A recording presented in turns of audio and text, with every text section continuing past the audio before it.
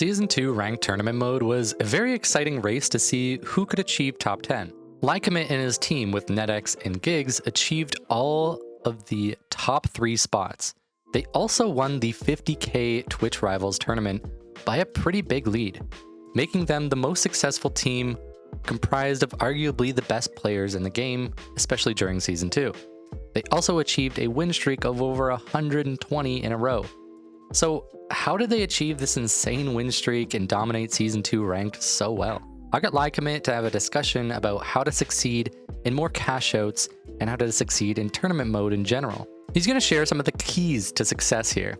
The community has had plenty of issues with third parties defending Cashouts, even stealing Cashouts. I have plenty of questions for Lycommit so he can give us the secrets to dominating in tournament mode. I also have some fun gameplay. It's going to be some clips here and there, but I also am going to be showing some scrims where I face Lycommit and some of his team currently. I am going to be showing the 2 times when I did beat him, but please keep in mind his team definitely did win the majority of the matches versus us.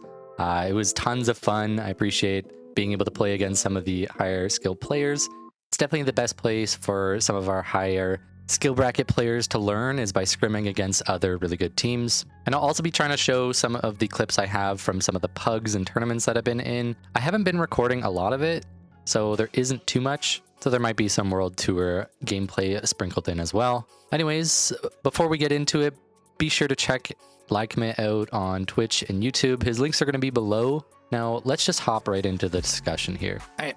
How's it going? I'm sitting here with Lycommit. We're going to be talking about Cashout. We're going to be talking about all the things to do to win. So since you're here, before we get into any of the questions specifically about Cashout and winning, I want to get to know you as a player so everybody else can learn a bit more about you. So what is your main role? And have you ever had any main roles like outside of what you're currently doing, like throughout the seasons? Well, I started out as a light main in Season 1 because, I mean, we all know that Season 1 was a pook out leaderboard. There's more playtime, but I basically play everything. But right now I'm more of a mix, a flex. I play everything. So whatever the day is feeling like, I just play. Yeah, that's fair. I mean, back in Season 1, I remember actually finding you through Pookout's stream. I tuned in and he was calling someone a cheater, and I had to check into who this cheater was. And it was you back when I think you had like a couple hundred subs. And I went back and watched the VOD, saw that you were actually just disgusting on light at the LH1. And I was like, all right, I'm going to drop him a follow and then kind of watch you grown from there. I've also seen you doing like the AKM a bit this season, and then I think last season I saw you a lot on like heavy, especially the second half of Season 2 after the changes where light just kind of started to fall apart. But yeah, the Season 2 was definitely a bad season for light. We were really close to a light meta. They baited us, right? And then they nerfed the cloak, they nerfed the glitches. Yeah. So I mean, I was just kind of forced onto heavy because playing light in Season 2 ranked, especially with like playing with Gigs, right? He has a lot of stream snipers and stuff like that. It was just really hard to play light and qual rounds. So I was kind of just, decided I'd play heavy. We'd grind the leaderboard, and I mean, I just learned heavy from there. And but yeah, went pretty good. Sure. Do you have any like favorite loadouts right now to play, specifically for like World Tour, and then also for like any scrims or something like that if you're playing? Like favorite loadout? I mostly play the same loadouts in scrims and World Tour. The gadgets-wise guns on light, it's always just the XP. I don't really like the LH1 anymore, even though it is like quotation marks easier to use with no visual recoil. Me personally, I don't really like it, but either just the XP. But I have also been enjoying the V9S lately a lot. The V9S, I think is pretty solid. I haven't tested it out in scrims, maybe soon, but been fine lately. But also just been maining the AK as well. I don't really like the FCAR anymore.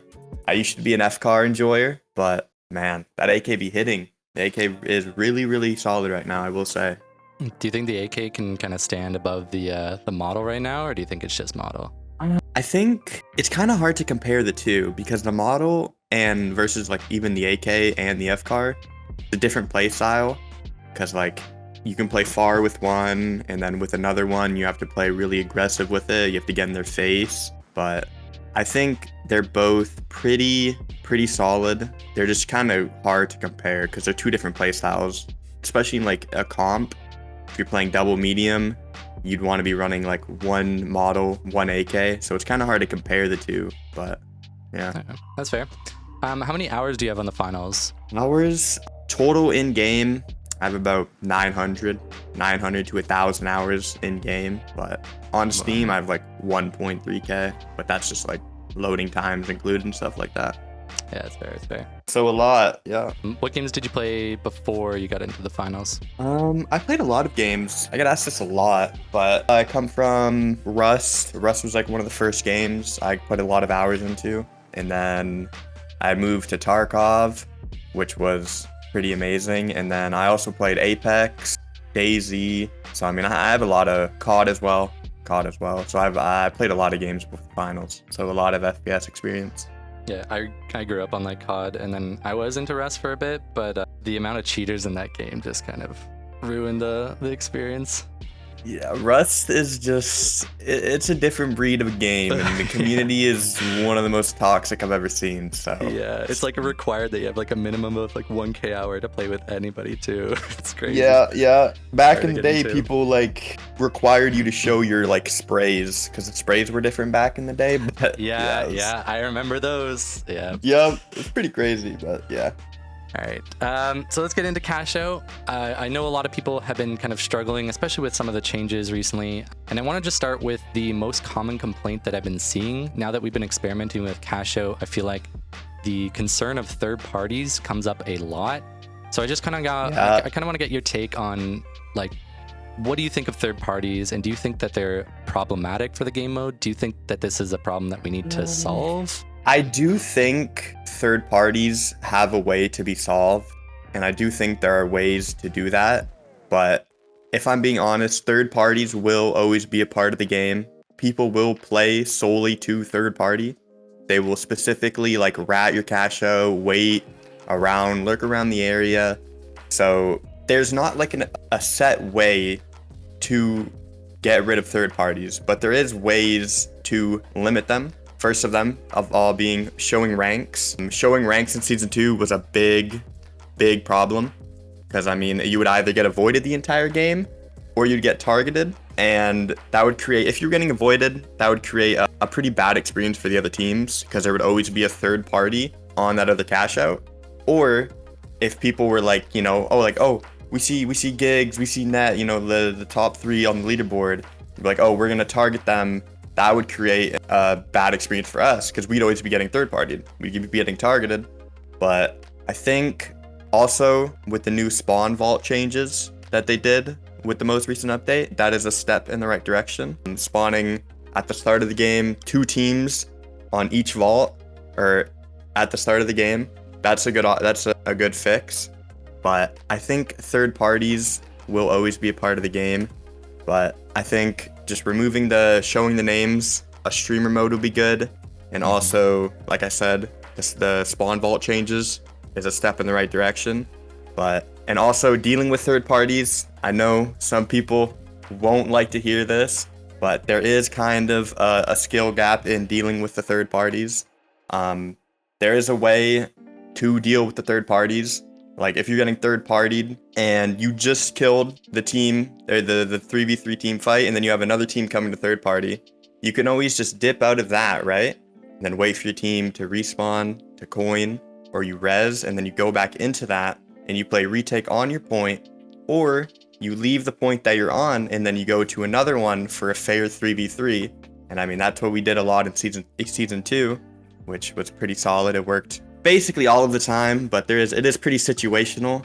But yeah, overall, third party would just be always a part of the game, because that's just how people will play. Yeah, I mean, like, I think like you said, the vault spawn location has been a pretty good change. I think that they could further do that with like Cashouts. Sometimes Cashouts are really close. They could try to push them away. Also, where people spawn sometimes feels kind of random, but there really is a pattern to it. And a lot of people start to understand like spawn manipulation, checking the scoreboard for like who is about to spawn, who's in a fight. You can watch their combat score go up. A lot of these things kind of help players know where other players are going to come from, when they're going to spawn, and like the timing around it. So yeah, like I said, there's tons of ways that you can kind of deal with third partying. Do you have any like tricks that you would say that you use to succeed? Any like simple things, like even using specific gadgets to like either disengage or to like make those engagements? So, I mean, the biggest piece of information is obviously the scoreboard. You always want to be watching in the top left when a team gets wiped and their wiped counter. Because, I mean, if you, like, everybody's going to abuse third parties. I mean, we did it in Season 2. It's either don't third party and you're still going to get third partied, or third party and you're still going to get third partied. So, I mean, always just be watching the scoreboard. Watch when they spawn. And you should know when you're on a cash out. You should know generally where they're going to spawn. That's just like game sense. They should be spawning in the area if they do spawn on your vault, or you could be watching combat score to see on the other vault if which teams are getting combat score, or they're getting support score, or they're dying. But yeah, just the biggest piece of information in the game is that scoreboard. It is literally like you have to always be watching that to see when teams are spawning, to get the info of combat and support, know when people are dying, know when they're spawning. It's just like a ton of things, and I know it can be overwhelming. I understand that, but as long as you understand it, and learning spawns as well. But I think once people realize that the scoreboard is the biggest, like the best piece of information in the game, a lot of people will stop complaining about the third parties as much. Yeah, I think the scoreboard is honestly like one of the easiest ways to deal with it. I'd agree with that. And then when it comes to, let's kind of pull it back a bit. When it comes to like the start of a game, what are the first things that you're kind of looking for and doing? I know a lot of people have specific strats around like vaults. They might go for the further one because they want to be the ones to third party. There's also other things such as factoring in what team comps you're facing and then who might be easier to face. Is there anything that you're kind of thinking of when you first go into a game? What are the things that you and your team are assessing, and then like why are you doing that? First of all, we always assess when they're showing the teams before we jump into the arena. We're always assessing what comp they're running, what gadgets they're running, and what weapons they're running. Also names. I mean, we have a small community. You always want to be looking out for names, especially in Season 2. We knew people who would target us, things like that. But that's before we get into the game. And when you get into the game, you always want to have your medium providing you, we call it a rollout, with either a pad or a zip into a pad, or a pad into a zip, because getting the tap is key. And then you also want to be paying attention to which team is tapping the other vault, because that'll eliminate one of the teams out. So you'll be like, oh, red team just tapped vault number 2. We'll be like, oh, the only possible other one is these two teams on the leaderboard. So we'll be watching out for those two. And then, yeah, that's about it at the start of the game. It's not much, but it's basically mandatory. Those things I just explained. And then one thing I noticed during Twitch Rivals, you guys like to take a lot of high ground, especially like the Las Vegas one was pointed out by a couple people where you guys just instantly took high ground. Nobody else did. Is this sort of like a tactic you still use? Is it about taking high ground central map, or is it about just getting straight to the closest vault and tapping it? Oh, 100%. I mean, it is situational map to map, but in general, you always want to be getting to the high ground, because that just provides you a good oversight. It doesn't put you in a vulnerable position.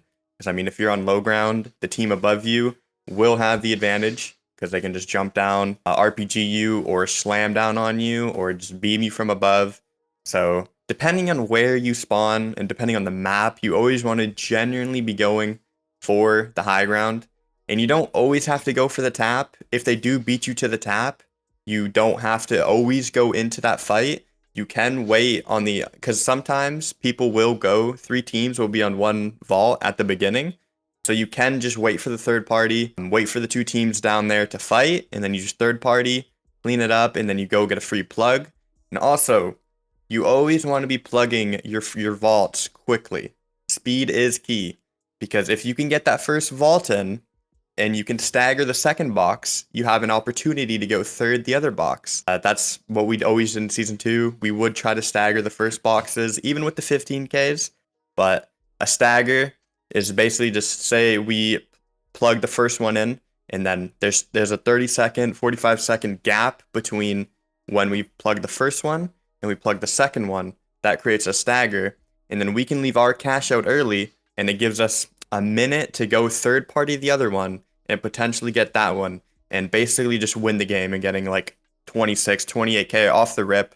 And then basically from there, you just win the game. You know, it's all just macro and strategy. Yeah, so I guess on the topic of like staggering, a lot of people have kind of debated of like whether it's best to double up, stagger, or to like evenly split it. Is that something you kind of like aim for? Do you always aim for it to be the same thing every time? Like, do you always aim for a stagger?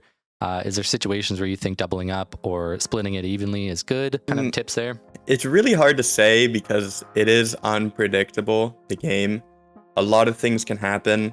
That's why we love it. It's pretty chaotic, but generally rule of thumb, you never, especially in season 2 ranked, you never ever want to double it because that just creates every single team on one Cashout. It's just chaotic. It's not, even for us like top players, it is hard to win it because we could be getting targeted. We could, anything can happen on a doubled up box. So rule of thumb, you never want to double it. There are situations where, let's say our vault is 80% done and I'll say like, oh, hey Net, go grab the other box. Let's double it because we basically have it. But it is situational. Basically, you always just want to stagger it. That's my advice. Or evenly split it. That is okay too, because you will get always just either 10K or you can get both 10Ks. So either or works, but stagger or evenly split is the best way to go. Don't double it. It's just not good. It's chaotic, and there's a lot of unknowns that can happen. So with the current state of Cashout, we do have the change where when you die, you don't lose your, when you team wipe, you don't lose anything. And then we also have extra money for plugging. So because of that, I've seen a lot of people like doubling up now, especially near the end of the game when they're already up ahead of everybody. They just try to double all the vaults. So would you say that like it's still best to just not double it up now? Or do you think because of the current state that we should be doubling up sometimes? In the current state, you should be doubling up, yes, especially at the end, because let's say you're second place and the gap between second and first is only like 3K. I mean, you could get that off kills, or you can just go plug double the 22K and just get your win. But that's just like the current state of the game. It is very situational, and you got to know like when to do that or when to go for it, when to go for kills or just get the plug. But yeah, it's current state. It is not the worst idea to double it and get the plugs. Plugs are very important though. I will say that in the current state. So since we have changed, there was a tactic that I found a lot of higher elo players use back in season 2. And I actually saw this a lot during the Twitch rival games that you guys played, where for vaults 3 and 4, which are the 15Ks, there was a lot of times where you guys would actually delay that input. You guys might just hover around the vaults or even like take the cash box and just hold it. So what is the intention behind this tactic? Because I feel like a lot of people haven't really like thought of this, and it's very niche, but there is a pretty big importance to it. So can you explain it for us? Yeah, so basically when we did that, we would have usually won both 10Ks, right? To do this, you genuinely want to be winning the both 10Ks. So if we got our plug and let's say we ended with 28K, right? We'd realize, be like, oh, we can just stagger the 15K. And let's say this is in season 2 ranked, okay? We stagger the 15K up until like 2 minutes and 30 seconds or 3 minutes, and we put it across the map. That basically means that 15K will always be on the map and it won't spawn another 22K. So there won't be 2 22Ks in play. There'll only be one. And that just basically means we get a free win. Because all we have to do is just don't wipe. You never want to wipe. So we have 28K, a 15K and a 22K are in play. So we can either delay both boxes, or since we're in first place and we have 28K, and let's say second place has, let's say that they have 15K, right? We just have to make sure, if we want to grief or whatever, we just have to make sure we don't wipe. And we have to make sure one of the boxes don't go in. And even if the 15K goes in, it doesn't even matter, because number 3 and 4 will only have, let's say, like 2 to 5K. So we won't be overtaken. So either way you want to go, you literally cannot lose in that aspect, in that situation. All right. Yeah, because I think that a lot of people like don't really fully understand the macro of it, and they just kind of think right in that moment. So I think, yeah, that's kind of an understanding of like how the rest of the game is going to go and how you can control that. Yeah. Even the simple thing of like a lot of people putting in a vault at the end, or sorry, a cash box in the end when they're already first place and then potentially losing that. There's been a lot of times like that happened in season 2. So I think understanding the game is kind of difficult for like a lot of newer players. Another thing that I want to talk about for newer players is like after they insert a cash box, far too often I see a lot of teams will just sit right next to the cash out, just kind of waiting around, especially the people who use like mines and turrets, and then they just sit in the room. Yeah. So very common, they'll just sit there for like over a minute and then ultimately die as 3 teams or maybe 2 other teams just come flooding in. They're kind of caught in the mix. They end up dying and losing that to, you know, the inevitable third party. Yeah. Kind of like tips for like those newer players. Like, what do you do after you plug? Where do you position? Is it the same? Do you always go above? Do you play below? So what's your thought process here? So for my team, when we plug, we always plug, and then we send one person out, which is usually Gigs. He's the other charge heavy. We send him out to scout, so he plays aggressive up off the point. And I know this is situational with where the points are, but just genuinely, you want to scout. You want to scout off the point. You don't want to be concealing yourself in the room. You don't want to restrict yourself to one little area, right? You want to be going off the point, playing aggressive, right? Getting information, seeing where they're pushing from. You don't want to be snuck up on. But yeah, so we plug it, we get a drop, we put the C4 under the point, or we put the C4 on the point and then we knock the cash box over to cover the C4 so it can't be glitched, right? So we have a guaranteed drop. So from there, we play off the point, we scout, we get really aggressive because a lot of people don't expect a team to be playing off the cash out, right? Everybody expects them to be on the cash out, holding it, right? Playing defensively. But if you're playing offensively, you can get the first initial burst damage off, which is really key, right? Depending on what comp you're playing, let's say you're playing double heavy, you send your charge heavy out, he finds the team, right? While your mesh and your medium are sitting a little back from the charge heavy. So the charge heavy goes in, he gets the damage, he gets 2 picks, 1 pick, whatever. He doesn't get a pick, but he gets the damage, right? And then your other heavy and your medium, which would be me and Net, we go and clean up, right? We ape in, I drop the dome, we get the defib, I go in with the RPG, we go in and we clean up, right? You always want to be scouting, basically just scout and play really aggressive on the cash out. Yeah, and I feel like a lot of people don't fully understand like the positioning after, because there is, like you said, there's tons of different ways that you could position. I know the C4 is a very common thing. I hear a lot of people say that C4 is really useless, but it seems like it's almost a mandatory pick in a lot of like the pugs and stuff that we play, because when it comes to like stalling a cash out, if you can place a C4 on it, that is almost an instant stop. You can also play above, you can play below, like it opens up a lot of opportunities. So I think it's really important that people kind of understand not to just sit on it. I almost feel like sitting next to the cash out is like the worst. Unless the timing is really close, then sometimes, you know, if you're in that last like 20 seconds, even just standing on it is pretty good. But anything to do to secure the point. And I will say, let's say after that first team fight, right? Usually the mesh heavy who has the C4 will have the second C4 up. So what you can do is you can go 2 floors under. So you have 2 drops, right? And you play 2 floors under, and then you just play the drop, it drops, and then you'll have high ground above where the point drops. And then from there, you just hold the point, and it's really, really hard for the team above, even that you're playing low ground, they have to ape the point, right? They're out of time. They have to, their only option is to int the point, go for the steal. So, I mean, just getting 2 drops after that initial fight is really, really key. 2 drops is basically ideal. And I do want to say this is more so when the cash outs are kind of evenly split, because like we said, staggering is a pretty common thing. So after inserting, another thing that we're more than likely doing is just running to the other cash out. Usually there might be 1 person to go for the plug.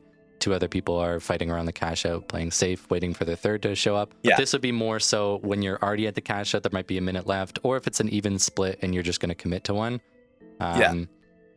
So let's start talking about the meta here, and then in terms of like loadouts. So what would you say is the best team composition to run? And then what would the loadouts of each player kind of look like in terms of like what are their roles, what they might kind of need to pick up? Yeah, so best team composition still is double heavy medium.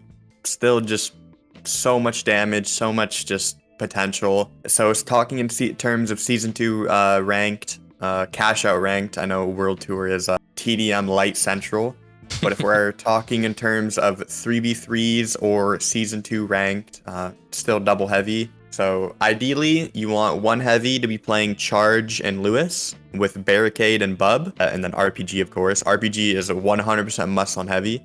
And then your second heavy, which would be the Mesh heavy, which I play. You'd want me to be running Mesh and SA, and because Mesh basically enables the SA, because you can, in team fights, you can slide tech with the Mesh, so you can slide to behind you, slide right. And then also you can shoot four SA shots, and then you can pull up your Mesh, right? Wait for them to mag dump, and then you can drop down your Mesh and then kill them. It basically just enables the SA a lot. The SA is the best heavy gun as well. But moving on with the loadouts, SA, RPG, C4 and Bub, and Mesh on the second heavy. And then medium, of course, just AK or FCAR. Right now, the two are pretty similar. I always say it's personal preference, whatever you like. It's not one or the other. One is better than the other. They're pretty similar. So, but you always want to be running double movement too. Double movement is the best for medium. You don't want to be running mines. I will say though, if you are playing double medium, you can get away with running glitch mines on one of the mediums. And glitch mines are very, very overpowered in 3v3s. I personally hate them. They're pretty annoying, but I do like to see that there are new gadgets coming to the meta, and people are shaking it up from the double heavy. But yeah, generally heal beam, AK or FCAR, and then zipline and jump pad, and then obviously defib on medium. Or you can run HML, the light, cloak. Do not run dash. Dash is not good. It's just generally cloak. You always want to be opening the fight with your stun, because coming out of cloak, you come out of literally any angle. They won't know where you're at. So you want to be coming out of your cloak with stun. But XP and then gateway. Gateway is the best light gadget by far. There's just so many avenues and like plays you can set with gateways. You can gateway Cashouts for fast plugs. You can basically use the gateway as a pad, a better pad in my opinion, in situations. And then stun. I know people think that stun got nerfed, and it did, but stun is still very solid. I love the stun gun. And then also glitches. Glitches are, again, one of the best gadgets in the game. Instant impact glitches are also very OP for bubbles and mesh. But yeah, those are the general meta loadouts you want to be running. So for the current season, especially if they end up changing the whole like loss penalty, do you think we're going to see a bit of a change to the meta? Because I've been seeing a lot in scrims and even in World Tour, the model 1887 is picking up. I've also seen tons of winch play. I mean, I even faced you in scrims where you're using the winch and having a lot of success. So do you think we're going to start to see some new gadgets if we get ranked Cashout back? 100%. I do still think when we get ranked Cashout back, if they have not nerfed Charge and RPG, that double heavy will still be the meta comp. But I think I do hope to see double medium heavy coming to shine more, and HML. I think the model is in a good spot. Same with light. Light's in a pretty good spot too. A few things we need for light, but we can talk about that later. But I think if we do get ranked Cashout back, we will see a different meta than before. Because like you said, winch, very overpowered. Model, very solid, very OP. So I think when we do get it back, there will be more options for people to play instead of just double heavy medium. Yeah, I'd be excited to see something different. Honestly, when I had been seeing like lights and World Tour and stuff, it's been kind of refreshing because back in season 1 and season 2 ranked, I feel like all we saw was just medium, heavy, back to back. So I'm glad the meta is kind of shaking up, but it's not quite there, but I think we're getting much closer. So I did want to kind of start talking about some of the mistakes that I see.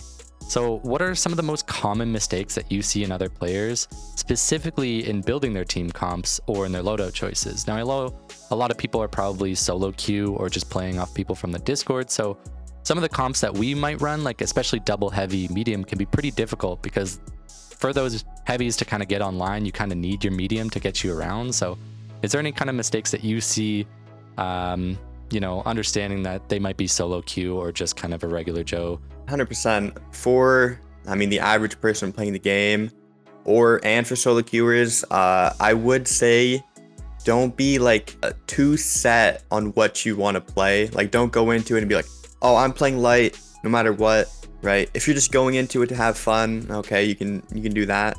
But if you want to win, I'd say pick your comp for the solo queuers. Pick your comp off what your team is playing. So if there's a light on the team and there's a heavy and a medium, or there's a light and you want to play light and the other person doesn't want to get off light and there's the other teammate is a heavy, I would just play medium, right? It's not a bad idea to learn all the classes. You don't want to be a crutch for one class. Being a flex and knowing how to play all the classes is the best thing in my opinion. But that's for the solo queuers. And then I'd say for the stacks, or just in general, the most common mistake I see for, let's say, Cashout is not playing retake. And what I mean by playing retake is, let's say you're in a 3v3 on a Cashout, right? 2 of your teammates die, so it's a 3v1, right? And you realize that, let's say your teammates have 15 seconds left on their coin and the team starts stealing.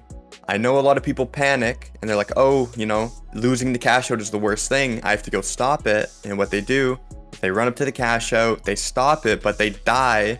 And he dies, and their team wipes, so they have to wait 30 seconds. When instead, what he should have done is go either grab the trophy if you could. If the trophies are in a gettable position, get that. Get one of them at least, right? And then your other teammate coins, or both your teammates coin. And then you group up, and then you go back into the fight with your cooldowns, or with your gadgets off cooldowns. And then you have a fair 3v3. And then you just retake the point, and from there it's just a fair 3v3. And if you lose it, that's whatever. But if you win it, right? You played retake. This is what I mean when we say play retake. We reset, and then we get back into the fight as a group, you know, all together, not playing off of each other, but playing together, and then we just 3v3 on the point. Yeah, so I guess would that be like kind of the more common mistake that you see enemies doing, is just sort of not understanding how to like retake their point? Yeah. People do not know how to play retake.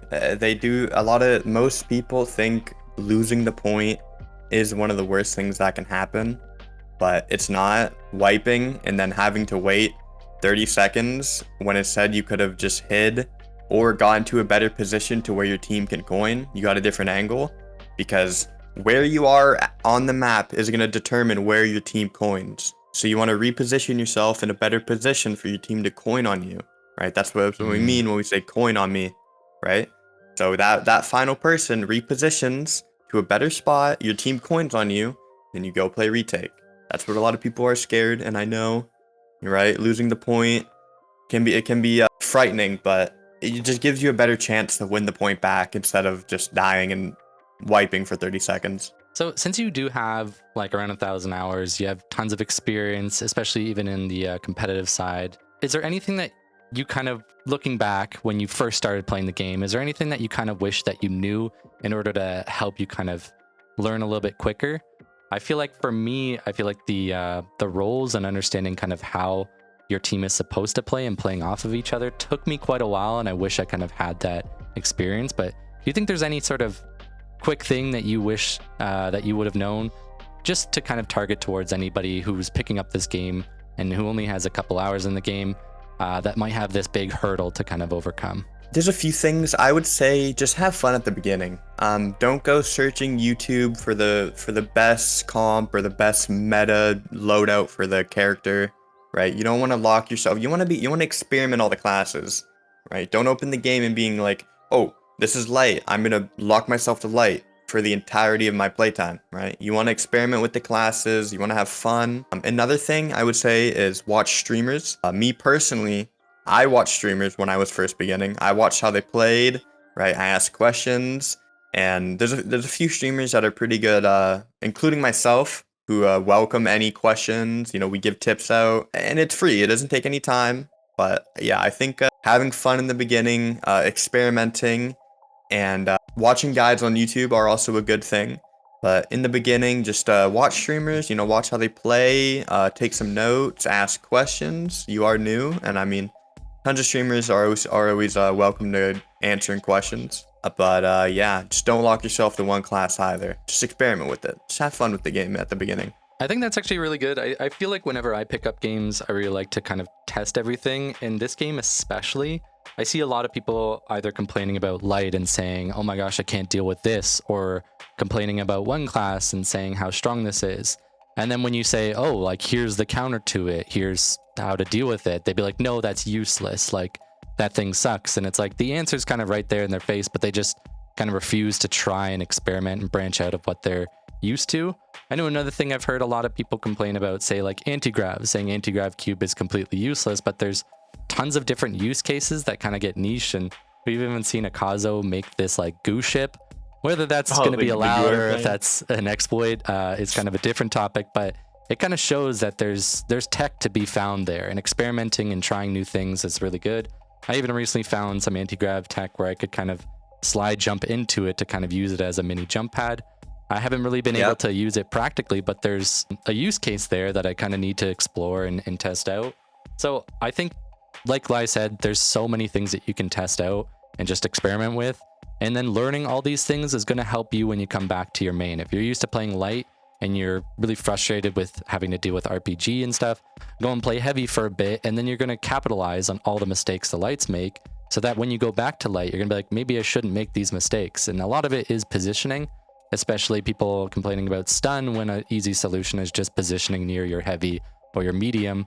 And then whenever you get stunned, you have your teammate there to shoot them with you. So there's tons of little things like that that I think you're going to learn just by experimenting. So I want to kind of talk about Nerfs buffs. The game balance in general, I feel like, has always been a hot topic. Basically, since beta, people have been, saying nerf this, buff that. And I feel like the difference between like higher elo and lower elo in terms of what is negatively affecting them has been kind of drastically different. So I kind of want to get your take. What weapons, gadget, and specialization do you think needs a nerf or a buff? Like, what kind of changes would you like to see? First of all, I'm a heavy main myself. I mean, a lot of people seen me play heavy in Season 2 ranked for all of it and in Rivals.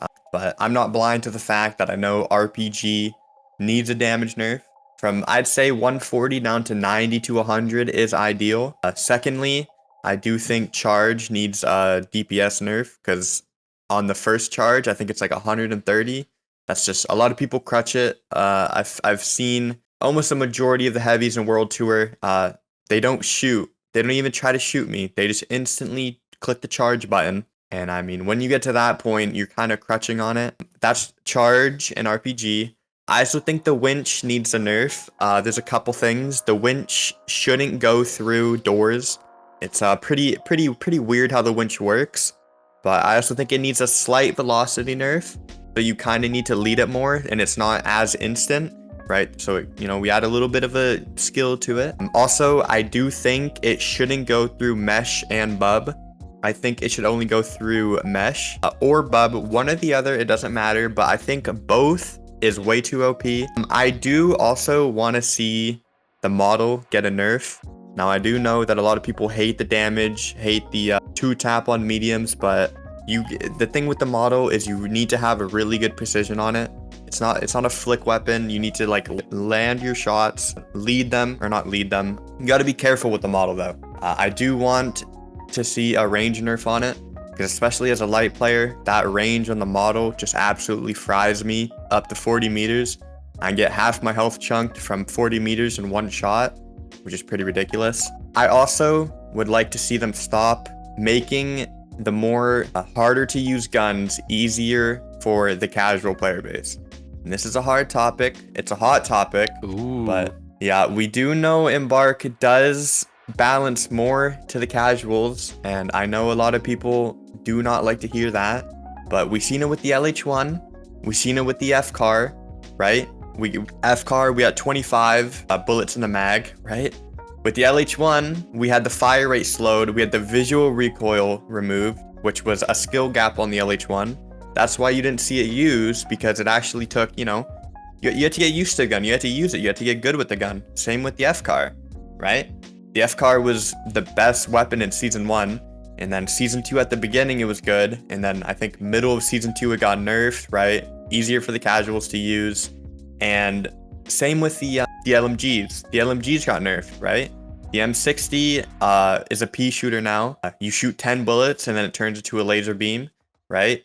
It's useless. Lewis has way too much recoil, and I think its damage got nerfed too, which was completely unnecessary. So, and they did say that they balance off elimination rates off guns for guns, which that is why the LMGs got nerfed, right? Because heavies would open the fight with RPG, and then they would finish the people off with their main weapon, right? Their LMG, which inflated the elimination rates for the LMGs.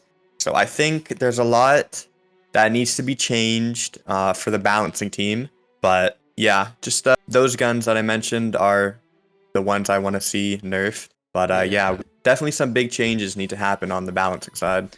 I get really worried about the way that they do the balancing for sure, because for people who do like one-trick stuff, I know like the revolver, I remember back in the day got a nerf, and I think that was due to the fact that they were looking at numbers, and it was a very uncommon pick. Not many people use the revolver, meaning the people who did were typically pretty good at it because they were one-tricking it. Now, I like using the bow a lot.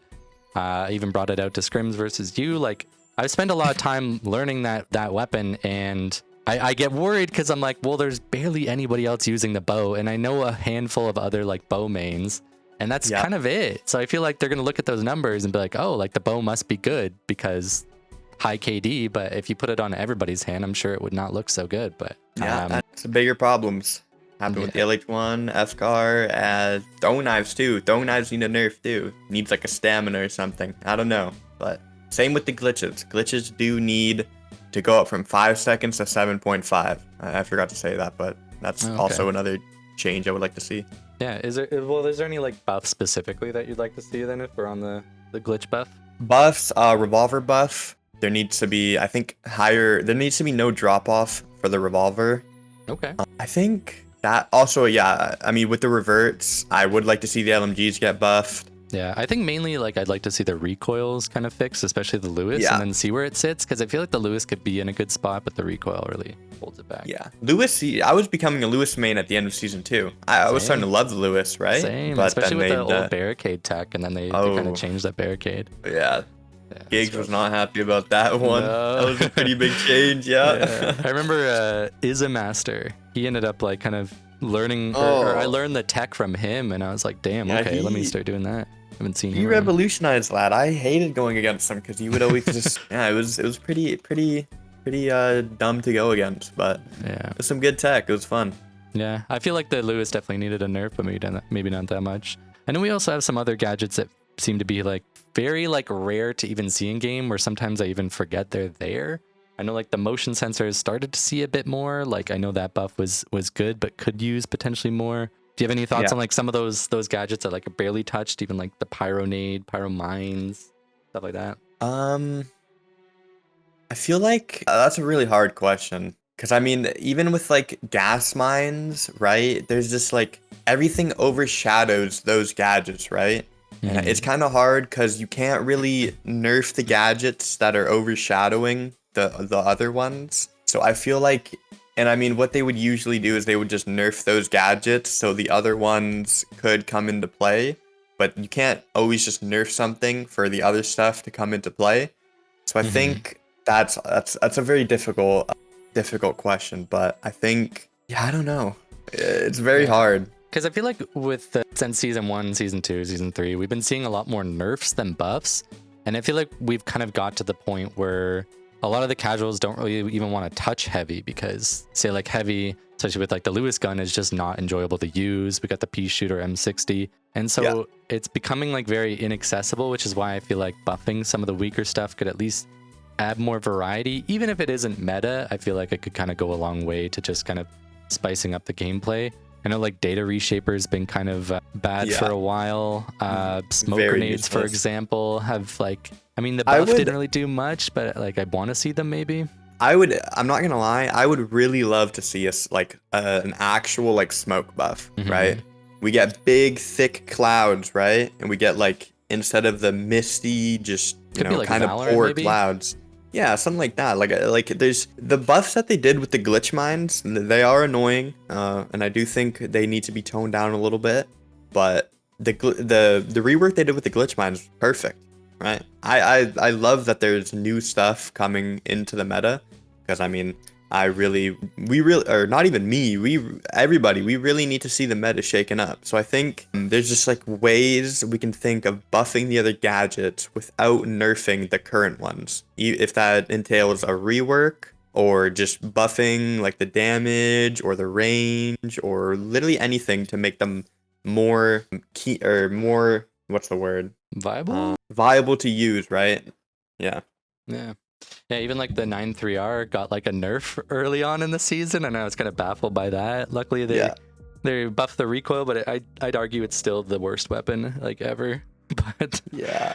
hopefully, they And look we into also need actual guns.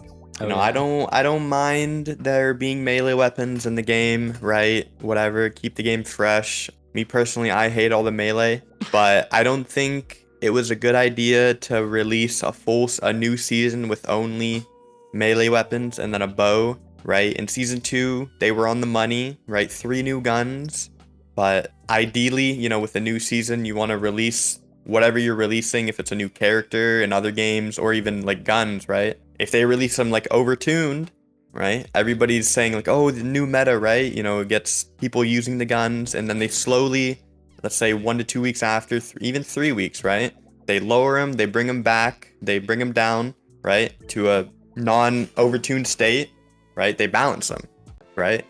But with the current weapons, even the FAMAS 93R KS, they're just bad.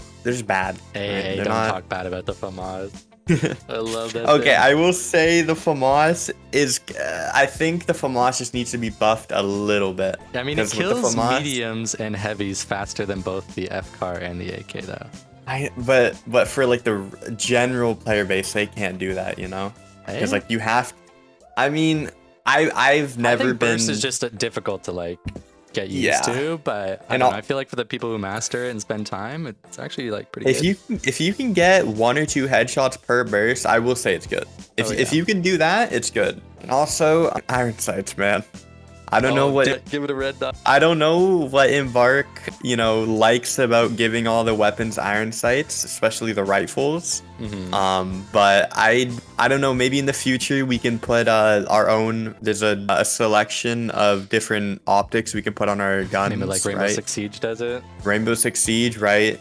If you want to put a 1x on, right? You'll have, or if you want to put a 4x on, it doesn't matter. It's just. But I would like to see them giving us more option to choose instead of just releasing guns with what's it called, with the iron sights, right? Yeah. I just wish there would be more variety, more, because this game has unlimited potential. The sandbox has unlimited potential. It hasn't been a game like this out for forever. Yeah, right? I agree. They can add any gun. There's so many ideas, right? Any gun would work in this game. Any, you know, like it's just unlimited potential. Unlimited. Well, before we wrap it up, I want to ask you one last question. What changes would you like to see made to the Cashout, or at least throughout the rest of the season? I know they've been experimenting with World Tour changes. Is there any changes specifically that you think need to be looked at? I'm going to say let's say the changes are for Season 4 ranked, Cashout ranked, streamer mode. We really need that, streamer mode. Showing Agreed. ranks needs to be removed. And even if you want to show the ranks, just show the diamond logo. Don't show the 1, 2, 3, 4. But I was thinking after you get eliminated or at the end of the game, it shows you everybody's. Yeah. Like if you want to show the ranks, do it at the end, right? Don't do it in the game. So streamer mode, remove the ranks. The 7-second steal timer really needs to go down to 6. That's what I'm talking about. You know, like unwanted changes. That was never that was never a pain point. Nobody complained about that, and they changed it. So 7 seconds back down to 6. We bring back wiping at 30%. I think is fine, but if they really want to lower it, right? If they want to go that route, I think 20 or 25% will work. But other than that, there's not really much needed for Cashout. I think if they still continue to work on the spawn logic, and then obviously The spawn manipulation needs work because you can manipulate them pretty hard. But there's just a few things, and also the meta. Because a big thing about the Cashout ranked is the meta, right? So I think if we focus on the balancings and the nerfs and the buffs, that'll directly benefit how season 4 or the Cashout ranked plays. So there's a couple things. They're not too big, but they do need to happen, in my opinion. Yeah, I mean, you've been around for a long time. I personally think that like season 1 had better spawn logic, but there was just really bad spawn specifically. And say like near grandma's house or hospital where you could just like C4 and you knew exactly where they spawned. Yeah. I think right now it feels a bit too like random, but I kind of like that there was more of a consistent, like you knew that you'd be spawning near the Cashout and stuff. Yeah.